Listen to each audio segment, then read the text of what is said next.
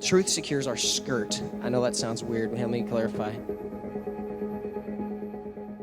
There's a reason why Paul, the apostle, points out in the book of Ephesians that we need to first take and gird about our loins or put on our belt of truth. Truth is the Word, and the Word incarnate. John 1:1 states, in the beginning was the Word, and the Word was with God, and the Word was God. John 17:17, sanctify them through thy word. Thy word is truth. Wherefore, take unto you the whole armor of God, that ye may be able to stand in the evil day, and having done all to stand. This is why we suit up. Number 3, third point here as we close out. Truth secures our skirt. I know that sounds weird, but let me clarify. Write it down, truth secures our skirts, and then a little footnote there next to it. Holds up our pants. I'm kind of big on alliteration or giving you some things that maybe are easy to remember, points that you tag onto so that you can talk about the truth of the Word of God. Truth secures our skirt. It was the only one I could come up with that says an S and an S, as you see all the other ones have. But it holds up our pants. Truth holds up our pants. Picture the medieval warrior lacking his belt.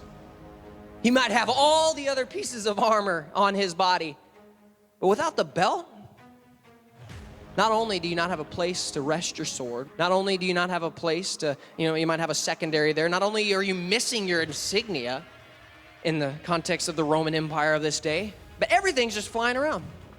Sometimes these belts would go as far as to buckle together the top and the bottom part of this armor that they would wear. If one has all the armor suited up in this picture but is missing the belt, everything just kind of flops around. And such is the man who does not gird about everything that they say and do with truth. I know it's a big word. It's a 5-letter word, but it's a big word, especially in this day and age, as I've mentioned.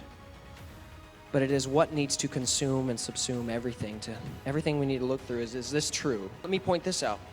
As a belt, if I were to tighten this one more loop, I would start to cut circulation off in my waist. Sometimes we tighten it too much. And then the opposite end of that is, if I had this really loose, I'd be sagging. So there's a balance. But what counteracts this balance? John 1:14. And the Word became flesh and dwelt among us, God with us. And we beheld his glory, the glory as of the only begotten of the Father, full of grace and truth. The balancing mechanism is grace. And it is not either or, it is and both at all times. When we can convey truth with grace and grace with truth, we'll not go in stabbing people when we're supposed to be helping them. But we won't neglect and get too squishy that we don't talk about the principles of the Word of God. I would ask us each to tighten our belt, if that is what is needed, and stand and fight. Go tighten your belt. It is a belt worth fighting for. Truth is a belt worth fighting for.